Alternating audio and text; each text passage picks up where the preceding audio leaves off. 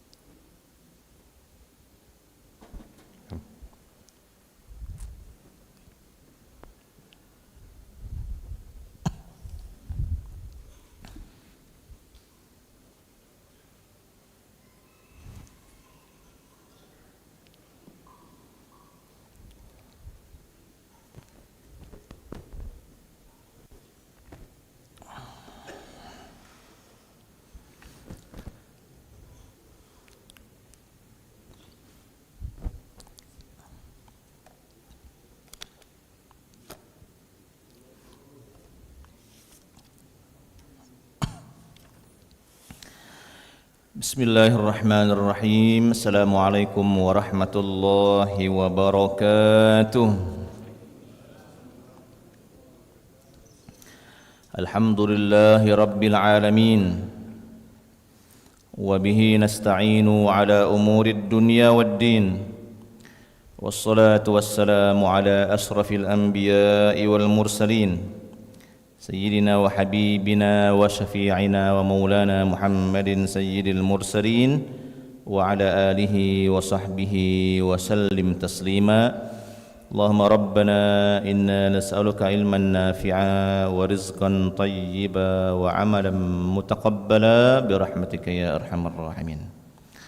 Ma'asyiral muslimin wal muslimat, bapak-bapak dan ibu-ibu, saudara-saudari dan adik-adik semua, jamaah salat subuh di Masjid Baitur Rahman yang mudah-mudahan semuanya dalam limpahan rahmat dan karunia Allah Subhanahu wa taala. Di subuh kali ini kita kembali melanjutkan pembacaan kitab Misbahuz Zolam sebagai kitab yang menjelaskan kitab Bulughul Maram yang isinya adalah hadis-hadis hukum yang berkaitan dengan permasalahan fikih khususnya. Nah, Bapak Ibu semua, saya tidak bosan-bosannya mengulang-ulang bahwa kitab Misbahuz Zalam ini adalah satu di antara karya ulama Indonesia yang membumi bukan hanya di Indonesia tapi juga di luar Indonesia. Jadi kitab Misbahuz Zalam ini saya punya 4 jilid ini, dan kitab ini ditulis oleh Kiai Haji Muhammad Muhajirin Amsar rahimahullahu rahmatan wasi'ah, satu di antara alim Indonesia yang pernah mengajar di Darul Ulum, di Madrasah Darul Ulum Makkah Al-Mukarramah pada waktunya. Baik Bapak Ibu semua, setelah kita semua membahas hadis-hadis seputar sujud sahwi, sekarang kita masuk ke pembahasan baru, ke hadis-hadis yang menjelaskan tentang sujud tilawah dan sujud syukur. Hadis yang pertama, bismillahirrahmanirrahim. Wa an Abi Hurairah radhiyallahu anhu qala sajadna ma'a Rasulillah sallallahu alaihi wasallam fi idza as-samaa'un syaqqat waqra bismi rabbikal ladzi khalaq, rawahu Muslim. Kata Abu Hurairah radhiyallahu anhu, qala, berkata, kami pernah sujud bersama Rasulullah sallallahu alaihi wasallam pada saat membaca surat Idzas samaa'un syaqqat. Kemudian pada saat membaca surat Iqra bismi rabbikal ladzi khalaq. Nah, Bapak Ibu semua, di sini Abu Hurairah menceritakan bahwa beliau pernah melakukan sujud tilawah saat bersama Rasulullah SAW, dan pada waktu itu Rasulullah SAW membaca surat Idzas samaa'un syaqqat. Pada surat Idzas samaa'un syaqqat nanti ada ayat di mana ada kesunnahan untuk melakukan sujud tilawah. Begitu juga pada surat Iqra bismi rabbikal ladzi khalaq, juga ada kesunnahan untuk melakukan sujud tilawah. Nah, kalau dulu mungkin agak susah kita untuk mencari tahu mana-mana ayat yang berkaitan dengan sujud tilawah. Maka nanti akan ada khilafiyah di antara para ulama, ada berapa tempat, ada 14, apa ada 15, apa ada berapa tempat. Tapi semakin ke sini, inovasi dalam penulisan Al-Qur'an, itu terus bermunculan. Di antaranya adalah munculnya rumus-rumus, munculnya kode-kode yang menjelaskan permasalahan hukum tajwid, juga yang menjelaskan permasalahan sujud tilawah. Nanti biasanya akan ada kode unik. Kalau di bank ada kode unik yang saat kita membaca ayat itu kita akan menemukan kode. Nah, pada kode itulah kita disunnahkan untuk berhenti sebentar lalu kemudian melakukan sujud tilawah. Nah, Bapak Ibu semua, luar biasa. Semakin ke sini saya balik lagi ke permasalahan inovasi dalam Al-Qur'an. Saat Rasulullah sallallahu alaihi wasallam wafat, meninggal dunia, itu Al-Qur'an belum tertulis secara sempurna dalam satu mushaf. Itu belum tertulis. Semuanya masih dalam bentuk hafalan para sahabat. Makanya awal mula muncul ide penulisan Al-Qur'an itu justru bukan dari Khalifah Abu Bakar As-Siddiq, bukan dari atas, tapi ide penulisan Al-Qur'an itu muncul dari bawah atas usul dan saran dari sahabat Umar bin Khattab radhiyallahu anhu. Nah, saat Umar bin Khattab radhiyallahu anhu memberikan usul kepada Abu Bakar As-Siddiq radhiyallahu anhu, bagaimana kalau seandainya kita melakukan sebuah proyek besar yang dalam hal ini dimaksudkan untuk keberlangsungan Al-Quran di masa yang akan datang, mengingat semakin banyak para qurra, para hafiz, ahli-ahli Al-Quran pada generasi sahabat itu meninggal dunia. Dan bahkan ada satu kali meninggal dunianya berbarengan, agak banyak, pasca terjadi perang Yamamah. Di waktu itu diduga ada sekitar 70-an sahabat Nabi Muhammad SAW yang ahli membaca Al-Quran, yang hafal Al-Quran, yang suaranya bagus, yang nadanya bagus, itu wafat dalam waktu yang bersamaan. Kira-kira bahasa Palembangnya habis. Kalau Al-Quran ini tidak ditulis, cuma ada di hafalan para sahabat saja, maka kata Umar bin Khattab, nunggu waktu baik, Al-Quran ini akan habis dan tidak ada yang menerimanya lebih lanjut.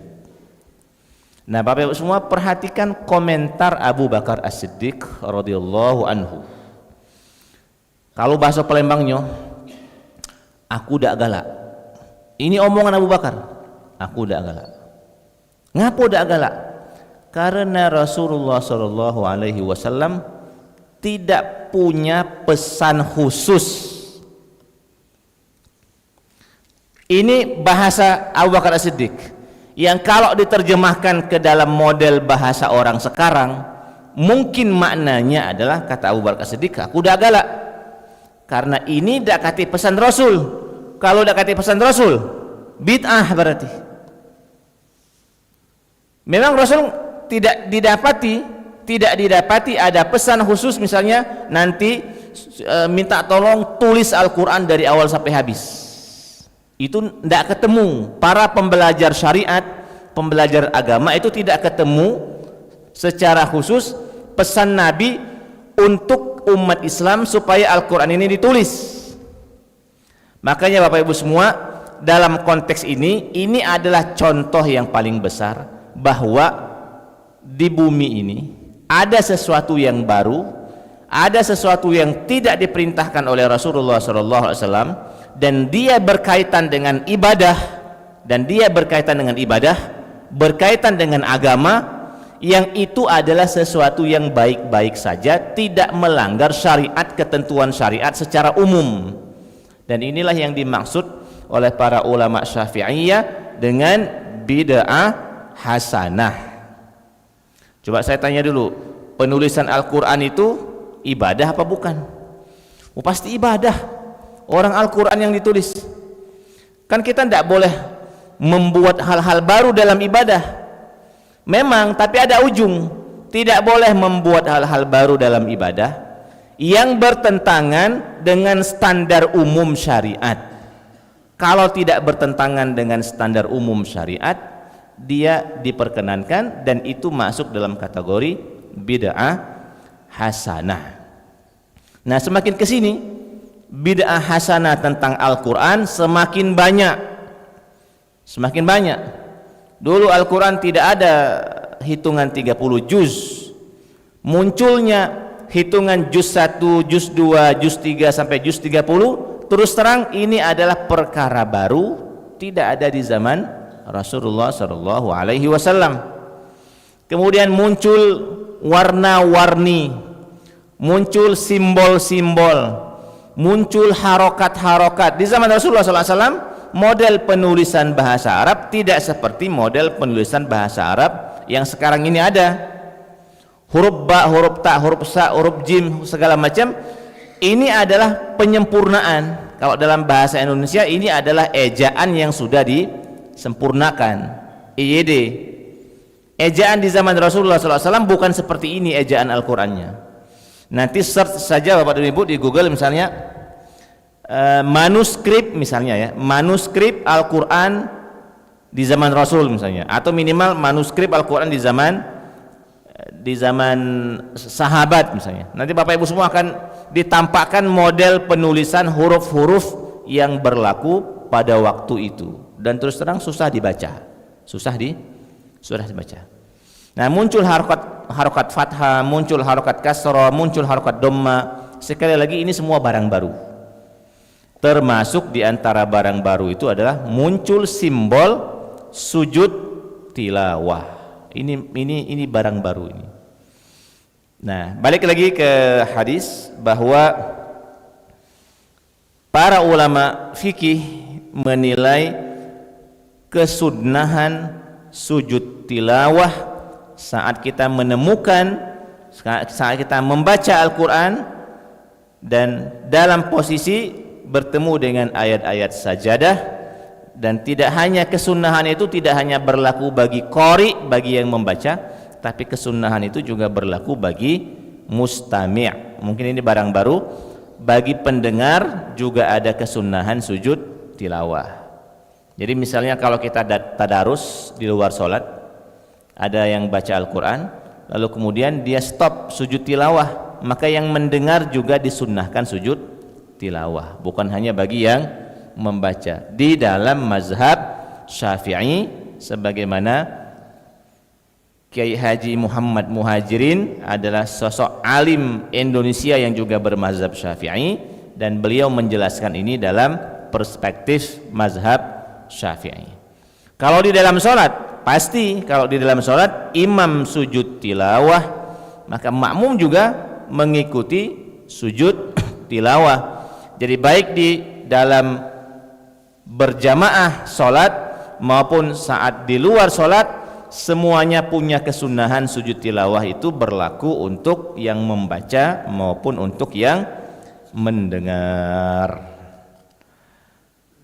Masyarul muslimin wal muslimat yang dimuliakan oleh Allah Subhanahu wa taala. Hadis berikutnya, wa anhu, dari Ibnu Abbas radhiyallahu anhu qala, anna an-nabiy sallallahu alaihi wasallam sajada bin najmi, rawahul Bukhari. Rasulullah sallallahu alaihi wasallam sujud pada saat membaca surat An-Najmi. Ya, ini berarti di dalam surat An-Najmi ada ayat sajadah.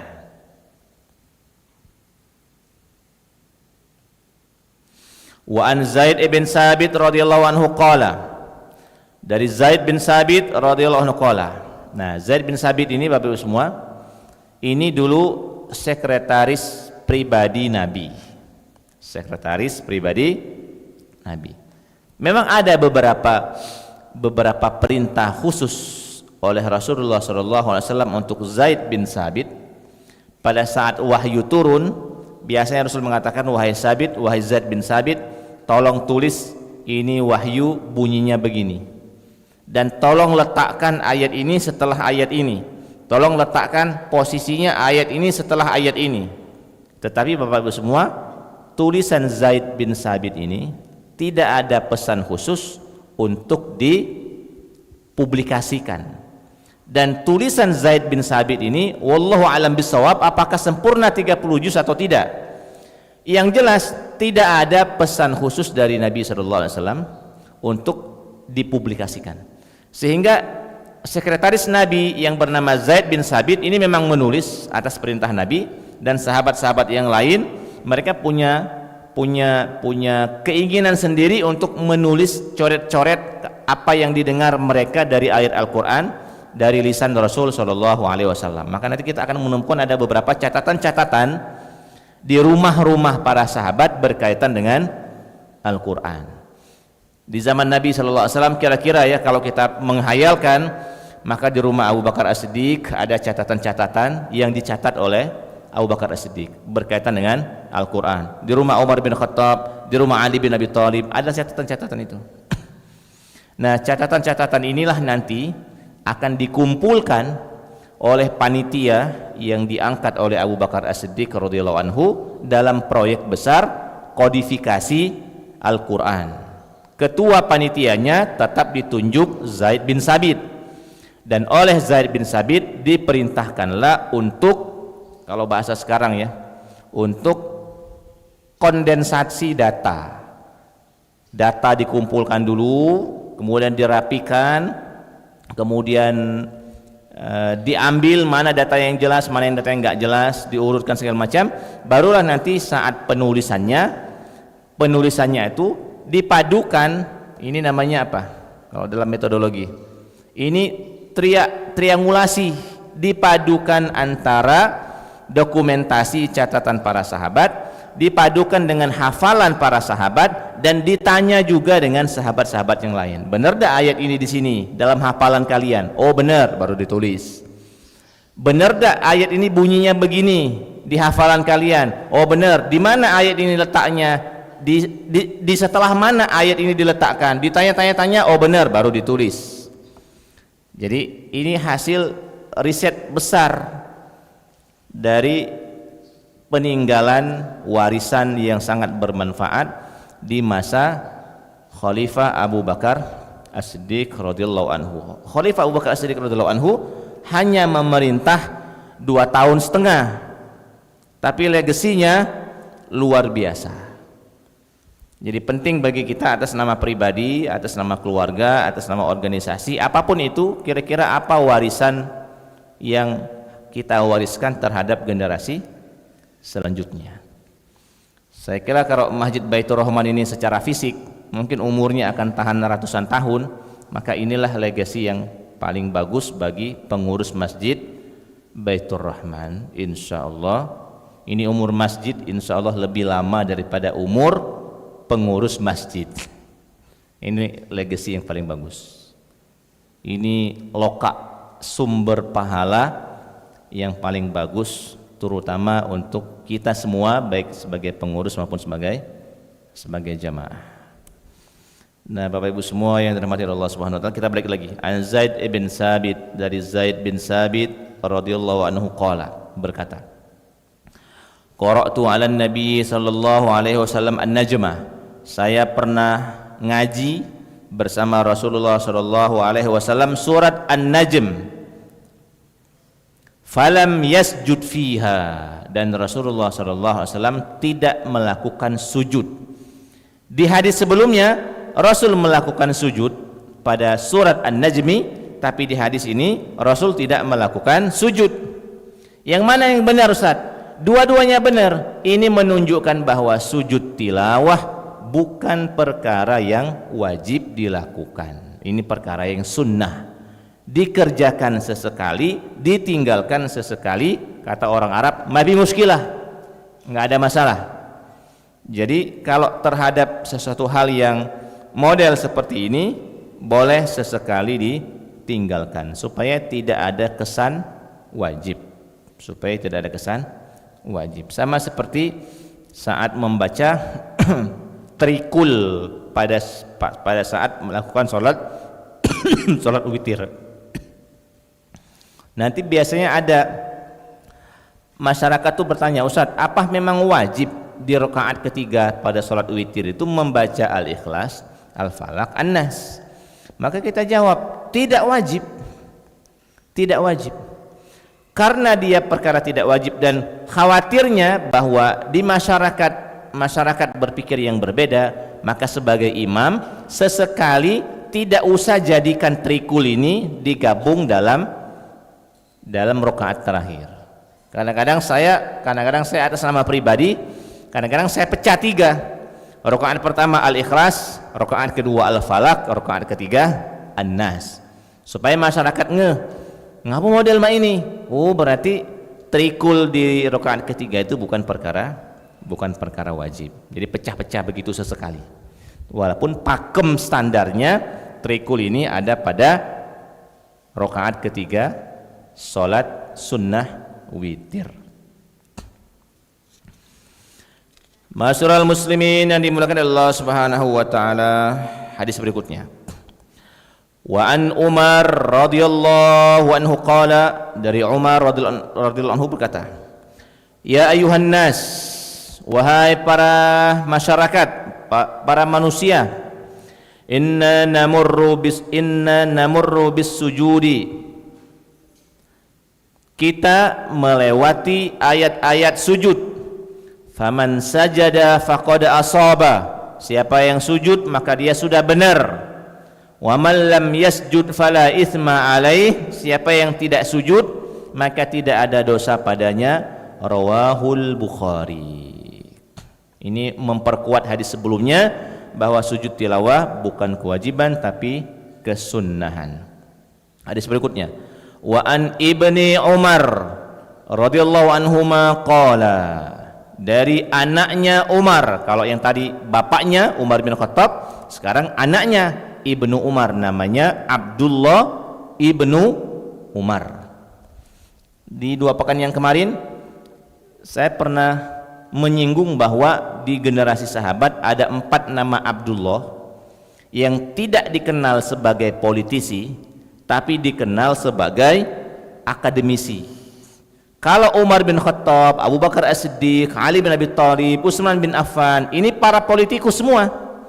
Tapi kalau anak-anaknya Abdullah bin Umar, Abdullah ibnu Abbas, Abdullah ibnu Zubair, Abdullah bin Amr bin As, ini adalah 4 Abdullah, namanya sama, 4 Abdullah, cuma beda bin, yang pada generasi sahabat tidak dikenal sebagai politisi tapi dikenal sebagai akademisi, atau dikenal sebagai ustadz, atau dikenal sebagai kiai.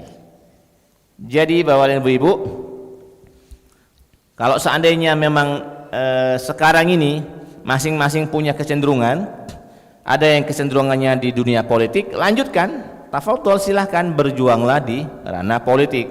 Tapi bagi yang tidak seret di ranah politik dan dia senangnya di dunia akademik, dia senangnya jadi kiai tulen, dia senangnya jadi ustadz tulen, silahkan. Maksudnya tidak harus saling mencela, karena masing-masing di antara kita ini ada porsinya masing-masing. Jangan nanti serba nanggung, disebut ustadz nanggung, disebut politisi nanggung, disebut kiai nanggung, disebut politisi nanggung juga, gitu kan.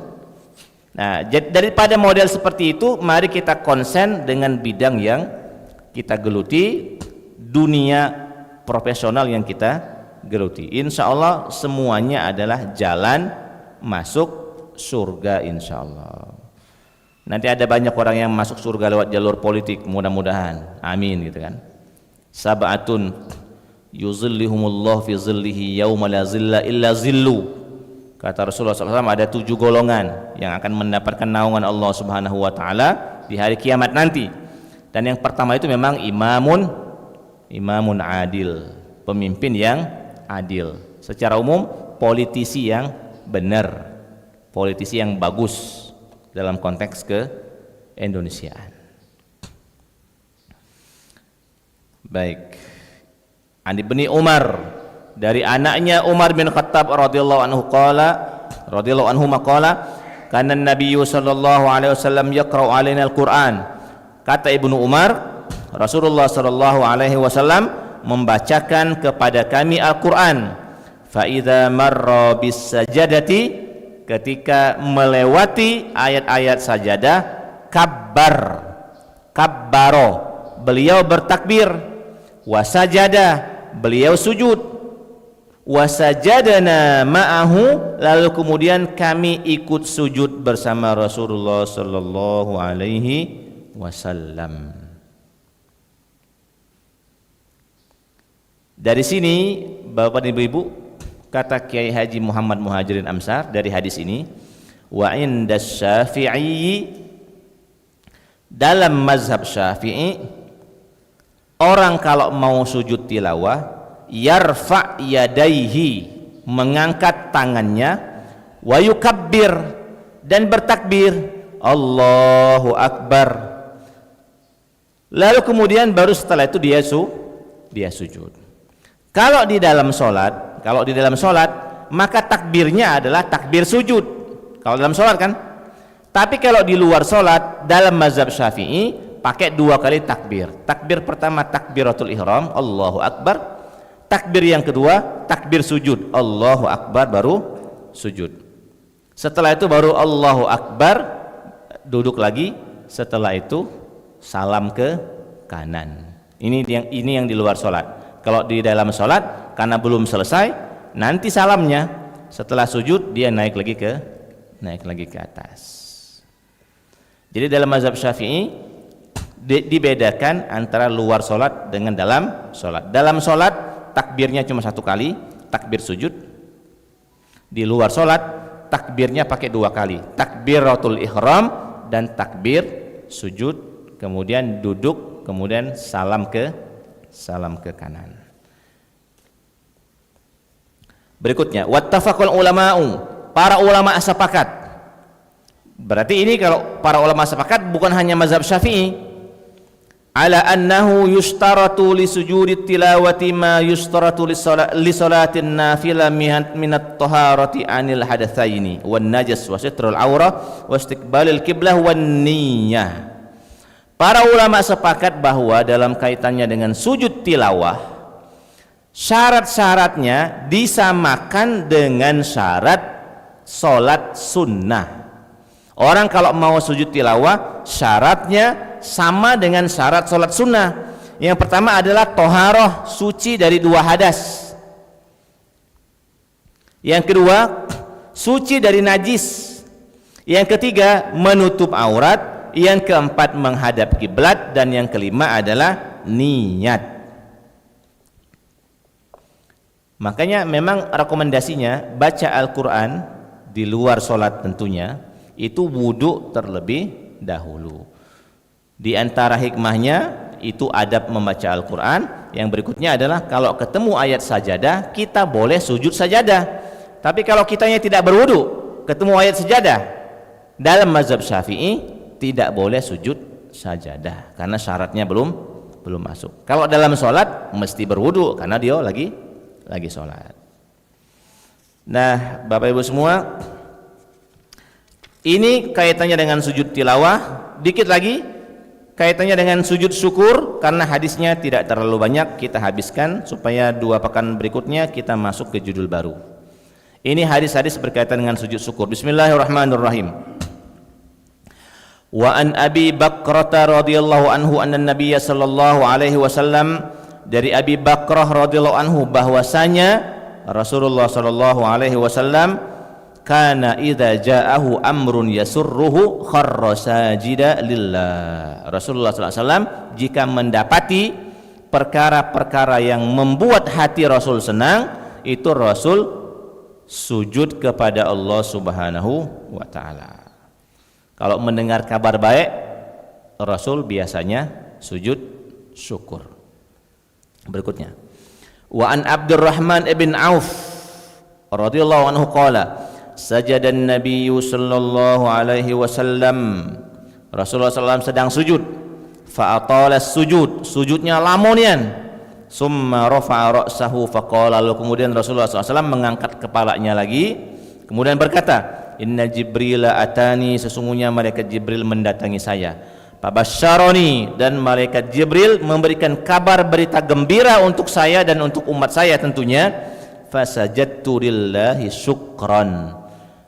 Untuk itulah akhirnya saya sujud kepada Allah Subhanahu wa taala sebagai sujud syukron, sujud terima kasih, sujud syukur. Sujud syukur, sujud syukron. Berikutnya,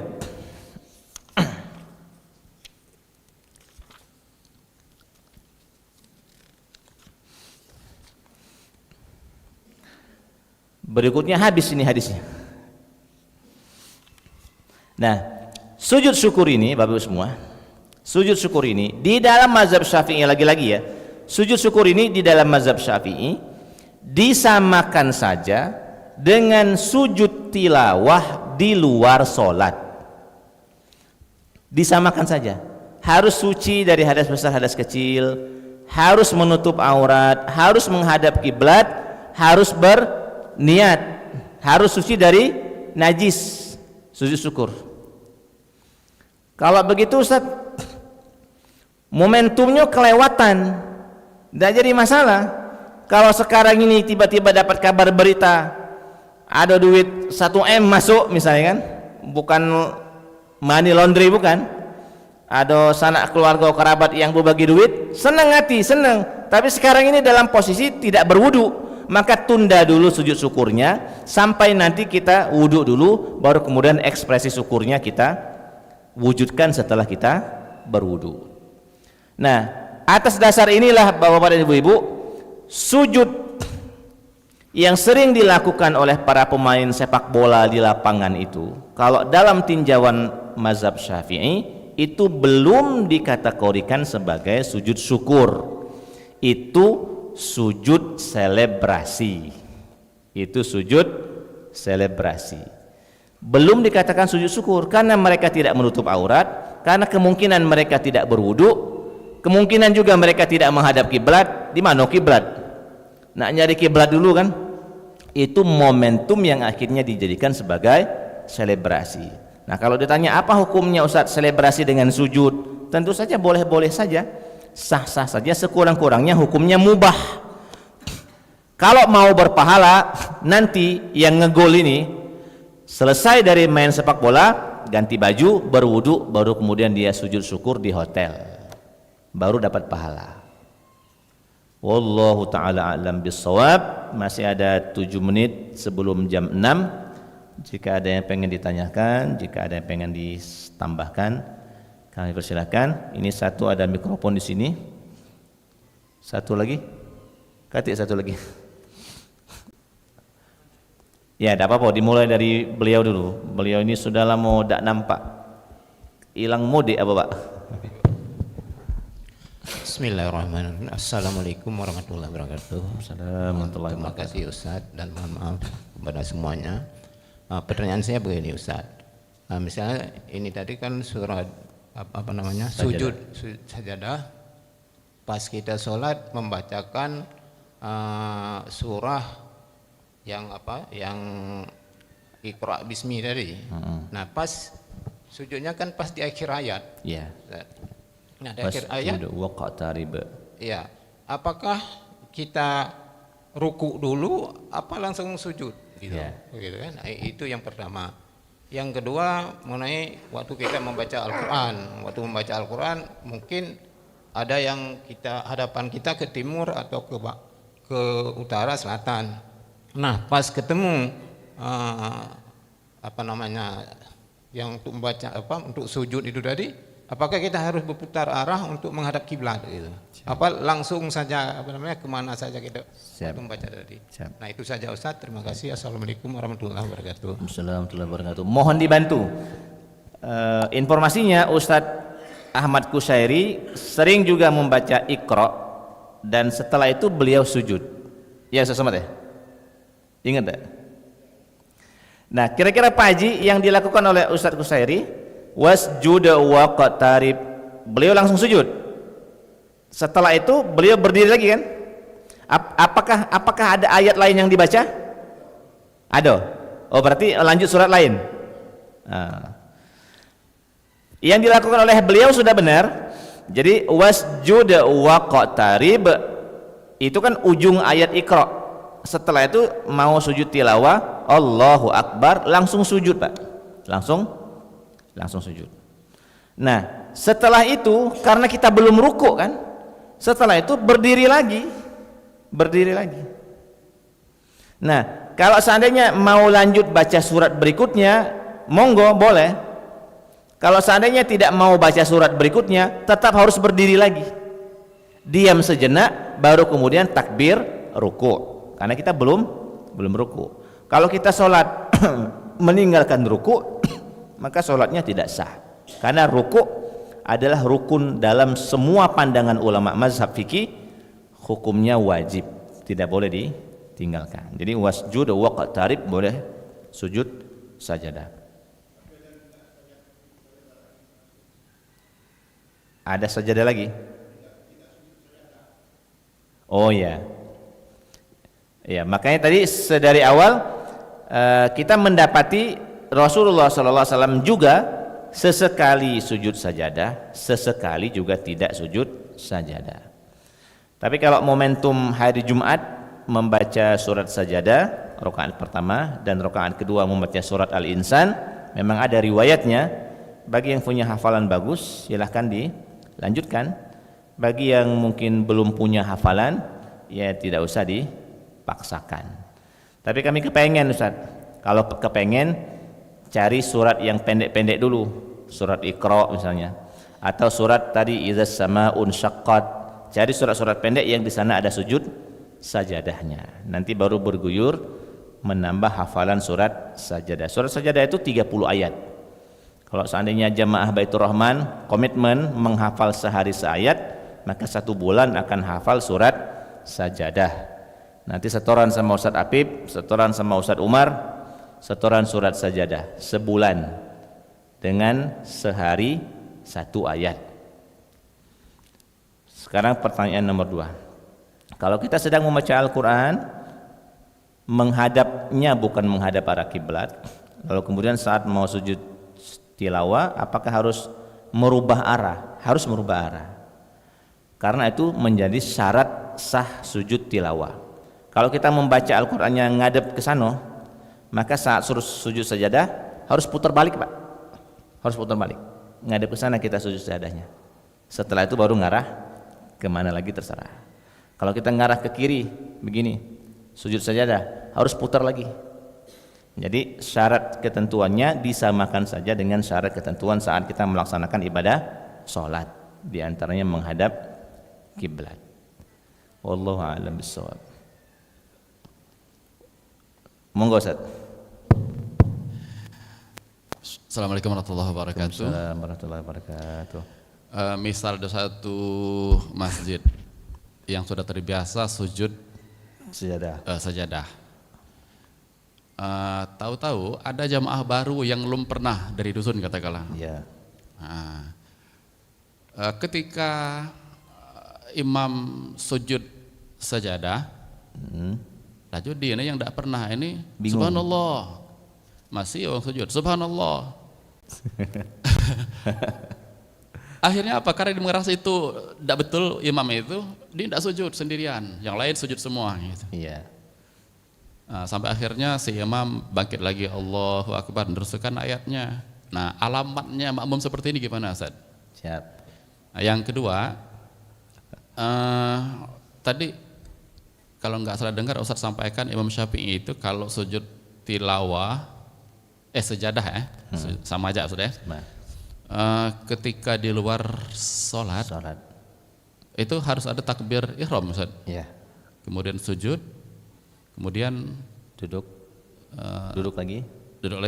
Pas duduk lagi itu takbir lagi, apa enggak? Ya, nanti saya jawab. Ya, mohon pencerahan lagi, Ustaz. Siap. Ya, demikian. Assalamualaikum warahmatullahi wabarakatuh. Assalamualaikum warahmatullahi wabarakatuh. Baik. Terhadap kondisi makmum, bukan hanya makmum kita semua, segala ketidaktahuan yang memang tidak tahu gitu ya, yang memang tidak tahu, itu mudah-mudahan dimaafkan. Tapi setelah itu berkomitmenlah untuk belajar gitu kan. Kalau pertama kali kejadian tidak tahu, dimaafkan. Tapi kalau kejadiannya masuk yang kedua kalinya, ilmunya belum bertambah, nah barulah di sini akan dihukumi sebagai sebuah kesalahan dan mungkin nanti sholatnya harus diulang. Tapi kalau kejadiannya pertama sekali dan dia tidak tahu dan dia salah, maka dalam kondisi seperti ini mudah-mudahan dimaafkan. Kan udah tahu, nama mana lagi kan?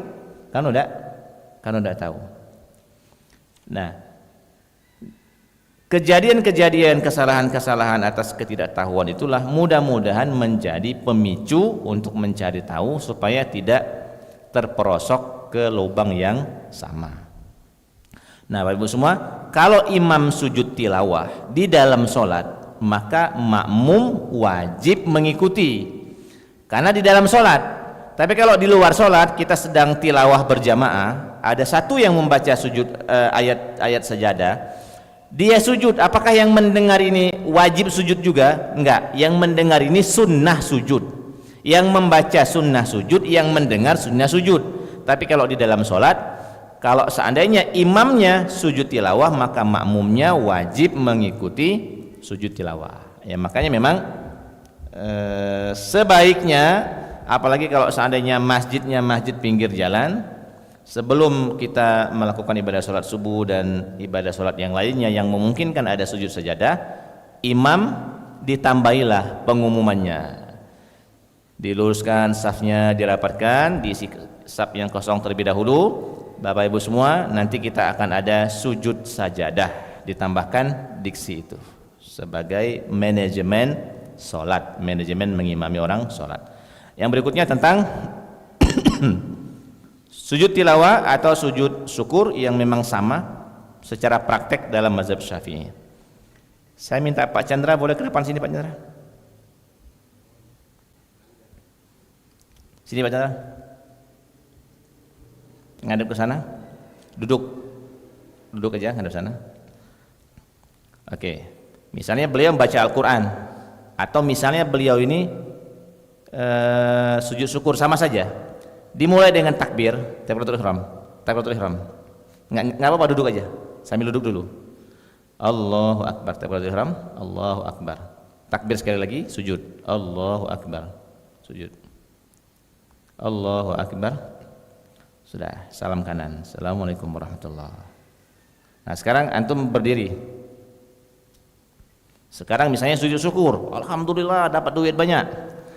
Takbiratul ihram, Allahu Akbar, takbir sujud, Allahu Akbar. Duduk, Allahu Akbar, salam kanan. Assalamualaikum warahmatullahi wabarakatuh. Kira-kira seperti itu, Pak. Model praktik sujud tilawah dan sujud syukur dalam perspektif mazhab Syafi'i. Lagi-lagi ya, dalam perspektif mazhab Syafi'i. Syukran Pak Chandra. Makanya dengan model praktik seperti ini, kita tidak bisa menghukumi sujud selebrasi sebagai sujud syukur. Itu murni sujud selebrasi. Tambah Ustaz. Kelanjutan yang tadi Ustaz, yang nomor 2 tadi. Di lapangan realitanya kalau kita lihat ketika ada yang misalnya pas belajar ngaji Ustaz, kan halakoh gitu kan. Biasanya realitanya itu ketika ada yang baca surat atau ayat sajadah, langsung Ustaz, tanpa takbir langsung sujud. Apakah dibenarkan? Apakah ada pendapat para ulama yang seperti itu? Wallahu ta'ala alam bisawab. Yang jelas yang kami dapati begini, pembelajaran tentang sujud syukur, sujud tilawah ini memang tidak runut seperti yang kita lakukan di Masjid Baitur Rahman. Ada nggak kita di luar Masjid Baitur Rahman sengaja mencari tahu bagaimana cara sujud tilawah yang benar, bagaimana cara sujud syukur yang benar? Rata-rata kita itu modalnya hanya ikut-ikutan dari yang kita lihat sehari-hari tanpa cross check, tanpa kita carikan sumber rujukannya. Nah, sementara waktu sumber rujukan yang saya sampaikan di Masjid Baitur Rahman salah satunya ini kitab Misbahuz Zolam. Nanti ada kitab Al-Mu'tamad fil Fiqh Syafi'i, ada di rumah 5 jilid juga, tentang mazhab Syafi'i juga, bahwa praktik sujud tilawah dan sujud syukur dalam mazhab Syafi'i harusnya seperti itu. Bahwa mungkin nggak ada pendapat dalam ulama-ulama yang lain. Sampai saat ini wallahu ta'ala a'lam bishawab, saya belum melakukan pembacaan lebih luas. Sementara waktu saya konsen dengan fikih mazhab Syafi'i yang selama ini sudah lama kami pelajari. Kemungkinan bahwa ke depan misalnya bacaan akan kami perluas ke lintas mazhab mungkin, tapi itu belum saya lakukan dengan serius gitu kan.